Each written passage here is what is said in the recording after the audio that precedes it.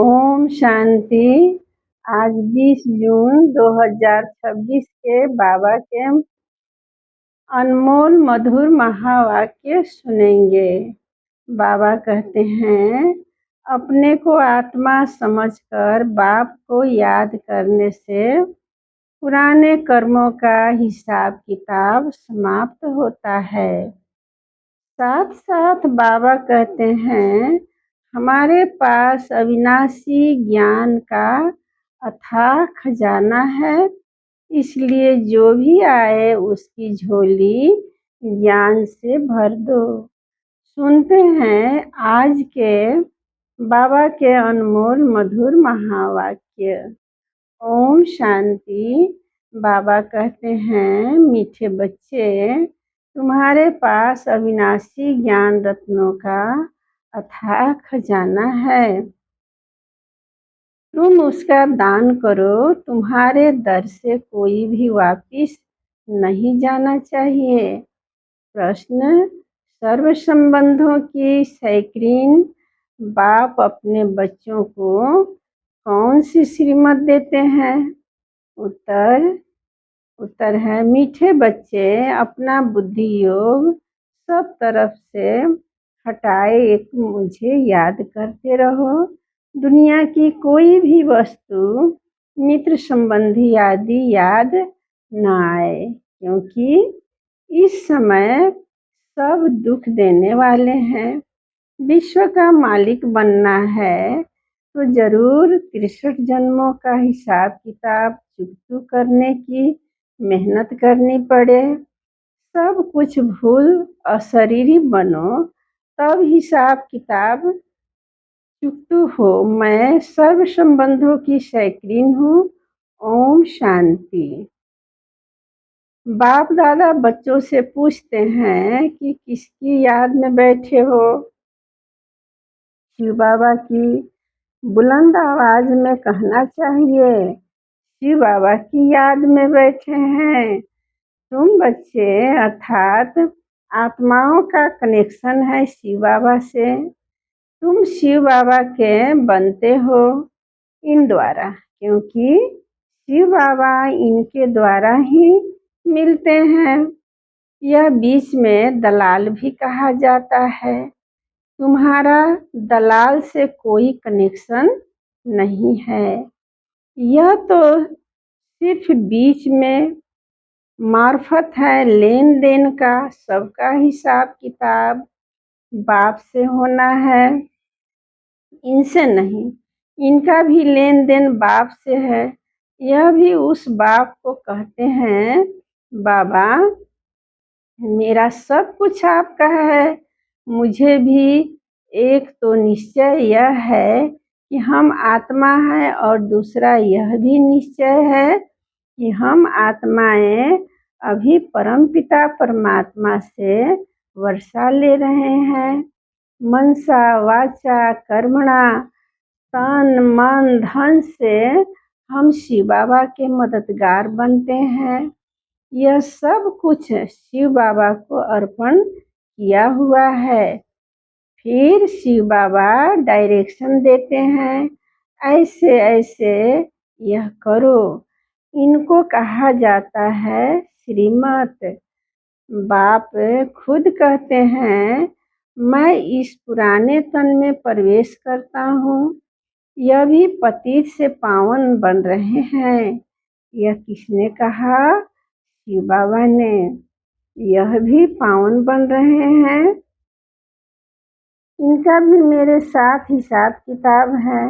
इनके साथ कोई का हिसाब किताब नहीं।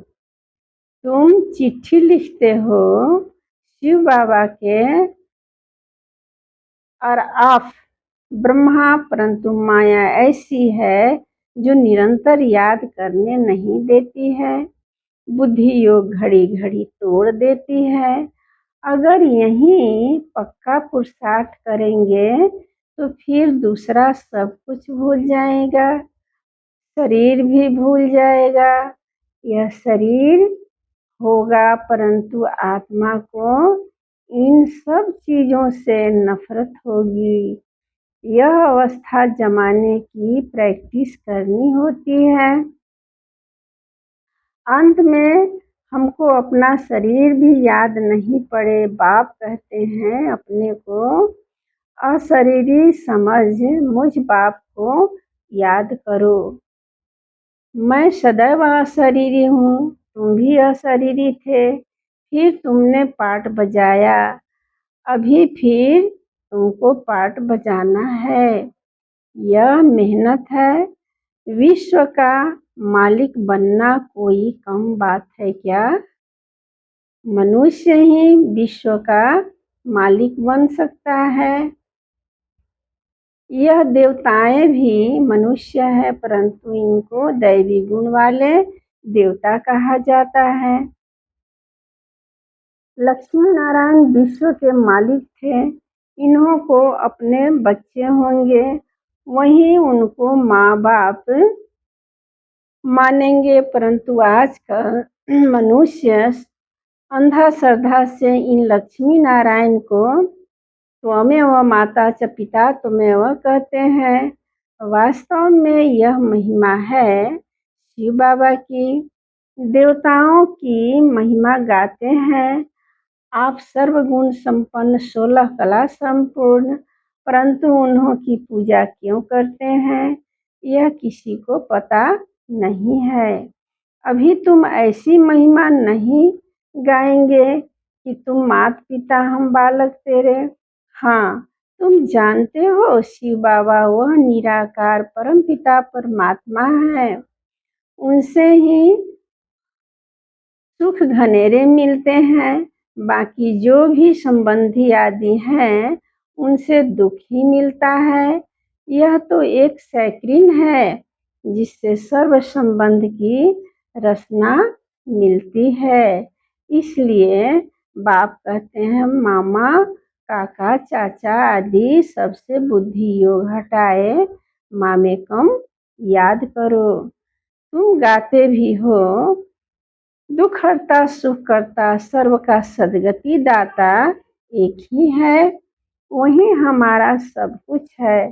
लौकिक बाप से भी दुख मिलता है। बाकी टीचर है जो किसी को दुख नहीं देते। टीचर पास आकर पढ़ने से तुम शरीर निर्वाह करते हो। हुनर सिखाने वाले भी होते हैं, वह सब अल्पकाल के लिए टीचिंग करते हैं। भक्ति में भी महिमा एक राम अथवा परमपिता परमात्मा की ही कहते हैं, उनको ही याद करते हैं। वास्तव में भक्ति भी एक की ही करनी है। वह एक ही तुमको पूज्य बनाते हैं। तुम पहले पहले एक शिव बाबा की पूजा करते हो, उनको सतो प्रधान भक्ति कहा जाता है। फिर आत्मा भी सतो प्रधान से सतो रजो तमो बनती है। तुम समझते हो हम पुजारी बनते हैं। तुम पहले पहले एक शिव की ही पूजा करते हो, फिर कलाएं कमती होती जाती है। भक्ति भी सतो प्रधान से सतो रजो तमो बन जाती है। सारा ड्रामा तुम्हारे ऊपर ही बना हुआ है। आप ही पूज्य आप ही पुजारी। जो 84 जन्म पूरे लेते हैं उनकी ही कहानी है, उनको ही बाप बैठ बताते हैं। तुमने 84 जन्म कैसे लिए हैं हिसाब की उनका है। जो पहले पहले पूज्य देवी देवता बनते हैं वही पुजारी बनते हैं। कहते हैं मैं कल्प कल्प आकर तुमको पढ़ाता हूँ और देवी देवता धर्म की स्थापना करता हूँ, राजयोग सिखाता हूँ। भगवान तो एक ही होता है। वह तो कहते भीतर भीतर कण कण में परमात्मा है, परंतु वैसे तो हो नहीं सकता। भगवान की तो महिमा परम अपार है। कहते हैं, हे बाबा, तुम्हारी गति मत न्यारी, अर्थात तुम्हारी जो श्रीमत मिलती है वह सबसे न्यारी है। बाप को कहते ही है गति सदगति दाता, परम पिता परमात्मा तो बुद्धि ऊपर में जाती है। दुख के टाइम उनकी ही याद आती है। अगर राम सीता बुद्धि में हो फिर तो सारा रामायण बुद्धि में आ जाए। तुम तो पुकारते ही हो उस एक बाप को, सिवाय एक बाप के कोई भी साकारी मनुष्य व आकारी देवता से बुद्धि नहीं लगानी है। पतित पावन है ही एक बाप। कोई भी सत्संग में जाकर यही गाते हैं, पतित पावन सीता राम। अर्थ कुछ नहीं, यह सब है भक्ति मार्ग का गायन। सब रावण की जेल में है। भक्ति मार्ग में बहुत भटकते हैं। यहाँ भटकने की कोई बात नहीं।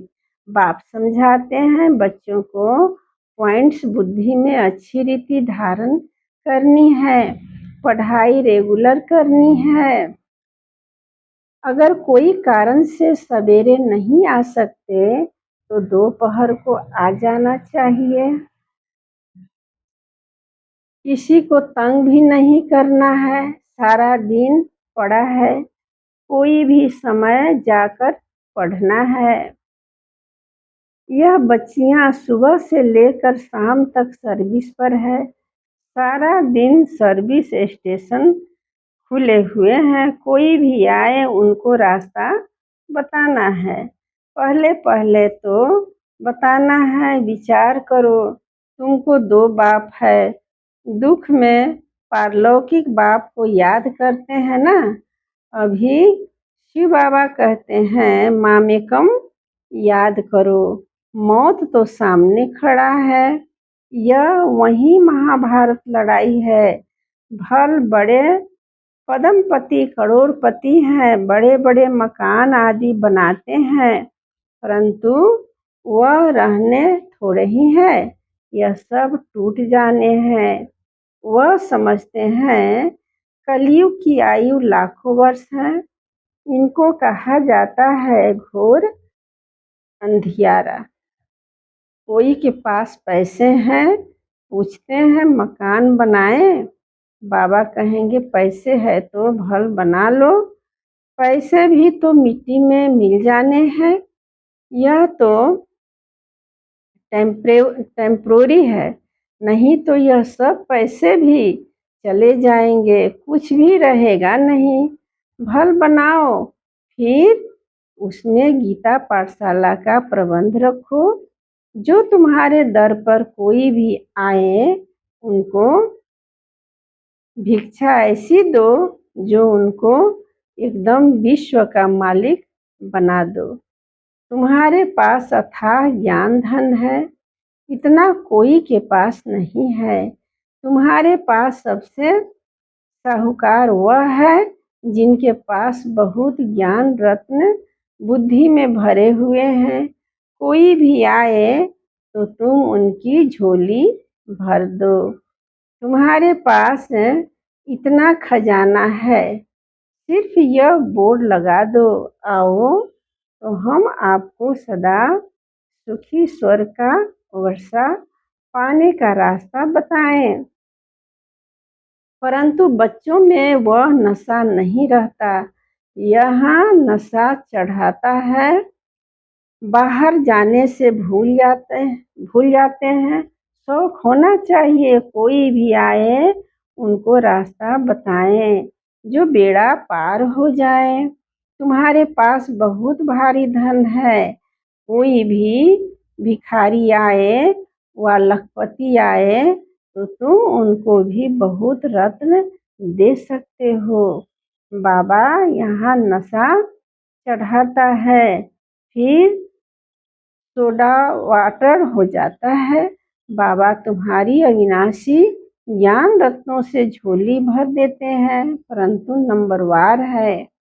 किसी की तकदीर में है तो पूरी रीति धारण कर लेते हैं। बाबा कहते हैं, कोशिश कर तुम निरंतर याद में रहो। ऐसे नहीं कि सेंटर में जाकर एक जगह बैठना है।